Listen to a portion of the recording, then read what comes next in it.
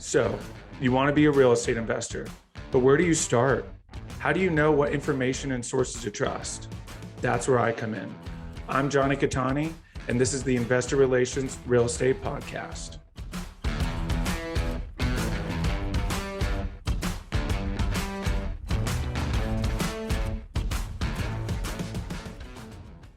Hey guys, real quick, before we start, go to investwithcattani.com and download my free ebook, Is Commercial Real Estate Recession Proof?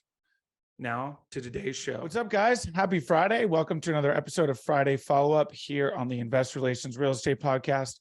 I'm your host, Jonny Cattani, and it is Friday, November 11th. We've made it through another week.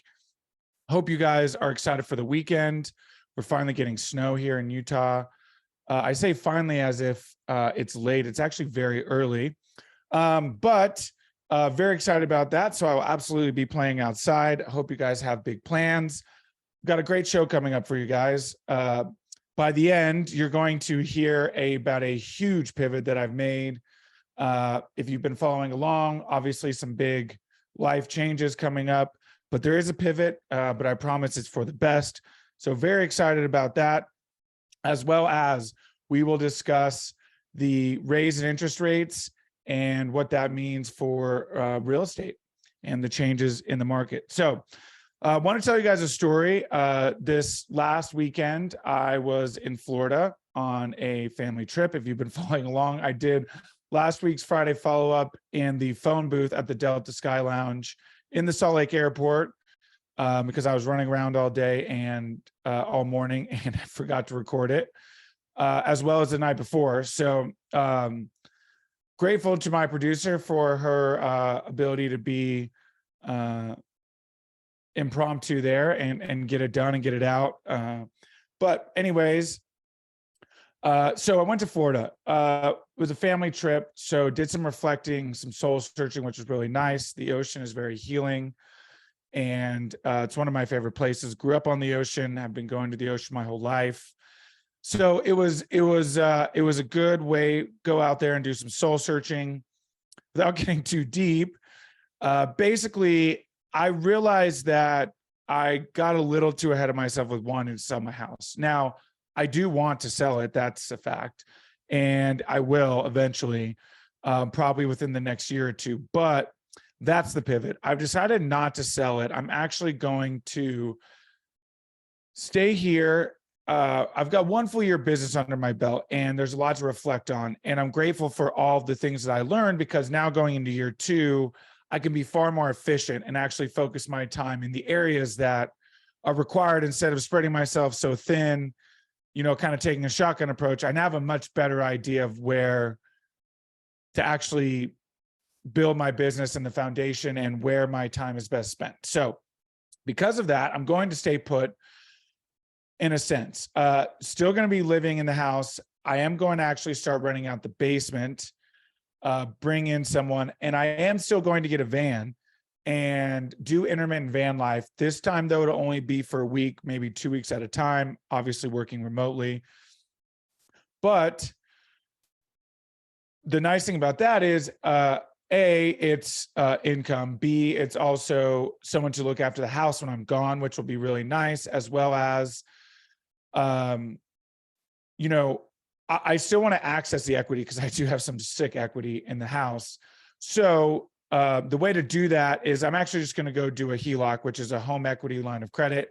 Basically take out a line of credit at the bank based on the equity in my that I have in that built up in the house. With that, in order to be a good borrower and be able to unlock as much as possible, I'm also going to be getting a job. I'm going to stay in the industry. I'm going to basically build the business on the side, which means obviously a lot more focused energy when it comes to working on the business, because most of my time will be taken up. Going to stay in the industry, though, hoping to do something along the lines of investor relations. Go figure, right? Literally name the podcast that. So that is my strong suit. That's where my superpower is best fit. But there's also some other areas that I'm looking at as well. So that's really the big, huge pivot that's coming. So some changes to the changes. This is kind of an ever-changing world. and you've got to be able to move quickly. And I just kind of felt in my heart that I shouldn't sell my house. At first I did, and I talked my way all the way through it. But after really reflecting and really reflecting on it, and some meditating, it really feels like this is the way to go, because I know that my house is actually going to be worth more in a year or two, or I feel that way.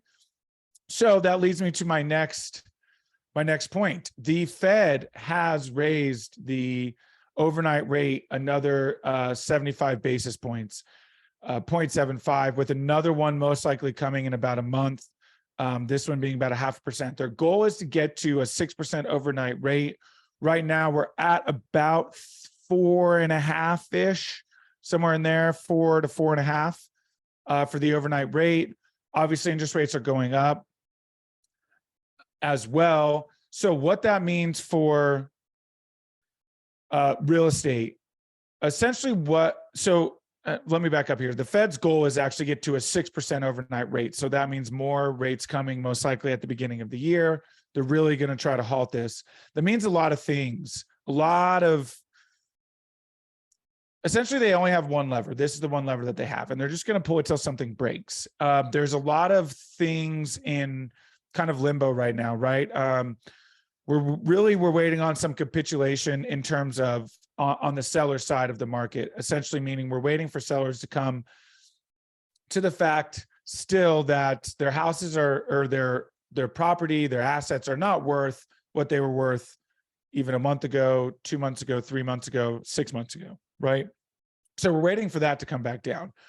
That's taking longer, I think, than some people realize, but I think you're going to really start to see a big shift in Q1 of next year. You're really going to start seeing things coming back down. You're already seeing in the residential market, some markets experiencing 10, 20, even 30% drops in terms of price from the market high in Q1, early Q2 at the beginning of the year of 22.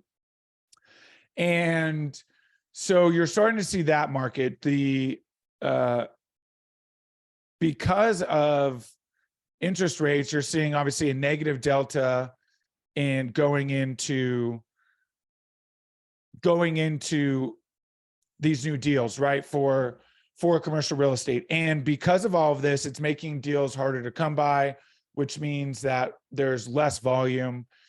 With less volume, that's going to eventually there are sellers who are going to have to sell for whatever reason, right? There's going to be some distressed debt coming up over the next 12 to 18 months. A lot of these bridge loans, a lot of these adjustable rate mortgages. And so you're going to see it across everything, residential all the way through commercial. On the residential side, you're not going to see it as much. Ironically, we did actually see an uptick in September in terms of the median home price. So homes actually ticked back up on an average price basis. But you've got to remember that commercial real estate doesn't operate the same way as residential. In commercial, we work off of cap rates, and that's where you're seeing that negative delta between a cap rate and interest rates. You're seeing cap rates somewhere in the 4s, in the high 3s, low 4s, low 5s in some asset classes, but that's fading. And because of that, you're seeing, and on the flip side of that is 6.5%, 7.5% interest rates, which is creating that negative delta there. So you're essentially coming into a deal, with negative leverage, right? With inverse leverage. And because of that, it's making deals very challenging. You're going to have to be able to come in and add instant value and overcome that negative delta, right? But deals are still happening, especially the bigger groups that have been through this, that understands this, that have a lower cost of capital, meaning their capital doesn't cost as much, whether that be private equity or investor capital, whatever it may be, right? So still seeing deals happening, but all of that to be said, that it needs to come back down to earth on the seller side in order for the volume to then increase. So that's going to happen. I really think Q2, Q3 of next year, you're going to see a lot of opportunities from some distressed debt. So honestly, the market is doing exactly performing how it should be performing. And, things are on a clear path. I should say a muddy path, but it's becoming more clear, more evident. Deals are still happening. You're still seeing a lot of development. A lot of people still bullish in development, even especially, you got to be careful which development, but industrial development is still, a lot of people very bullish, a lot of very knowledgeable people. I listened to a panel this week with Neil Bawa and Bob Fraser, and and it was moderated by Ben Lapidus, who has been on the podcast. He's the CFO of Spartan Group, which is the big self-storage group. So basically what they're saying is that sellers still haven't come back down to earth like what we would be hoping for, but it's going to happen, and it's literally going to be forced. So all of that is happening. And so that's essentially what it looks like. I'm still bullish. I still think this is a good time to get in. Interest rates are going to keep going up. And so, I'm still very bullish on the asset class. You just, again, need to be very careful about which groups you're investing in and which asset classes and which markets. So all the economics, really pay attention to the economics of the deal, where, why, what, all of that, and with who, and you'll do just fine. It sounds simple, but that leads me to my next point. If you are curious and you want to get into real estate, or you're in real estate and maybe economics, you want a better understanding of economics, of an idea, maybe what markets to look out for, I am doing free calls. I've done a couple already this week. Some people found me through Facebook groups that I'm in for other entrepreneurs, which have been awesome. Talked to a gentleman who's just getting into it. We actually have a follow-up call this afternoon, which I'm very excited for. So it's been really awesome to be able to give back and help. I mentioned last week that I'm helping a good friend here locally. So start booking up calls. You can do that by going to the link in my Instagram bio, Instagram at Jonny Cattani. Follow the link tree there. You will see a link to my calendar for a call. So book there. And I would love to chat with you guys. Again, like, subscribe, rate, review, all of the great things. Very excited. Got a lot of new things coming your way. To wrap it up, this is the last podcast with my producer. I, talked last week about how grateful I am, or 2 weeks ago, about how grateful I am about the new changes. So again, thank you, April. This has been an amazing time. Very, very grateful. Very grateful to all the listeners, and excited for new things to come. So with that, have a great weekend, and I will see you guys next week. Hey guys, thank you so much for watching today's episode. I hope you really enjoyed it. Listen, I know it's cliche and you hear it all the time, but please don't forget to like and subscribe to the channel so you know when the next video is coming out. Even though this is technically a daily podcast, it's coming out the next day. We have a ton of content coming your way. So please like and subscribe. It helps a ton. Leave comments. Would love to know what you guys think. And we will see you on the next one. Thanks so much.